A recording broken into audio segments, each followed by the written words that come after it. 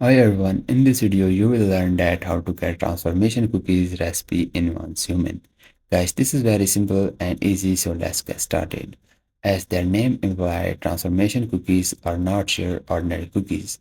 These actually fall under the tactical item category. They're made from cracker crumbs produced by a gingerbread house Debian, and you make the cookies on supply workbench instead of stove. So what are transformation cookies for? Eating a transformation cookies will turn you into a random piece of furniture for a limited time. The type of furniture you transform into depends on whatever is nearby, making sure that you never look out of the place.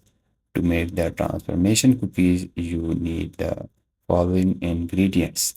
So first is the 8 cracker crumbs and the 4 acids and the 3 glass. And guys, hope you understand how to get the transformation cookies or how to use them. If you find this video helpful, so please like it and I will see you guys in the next video.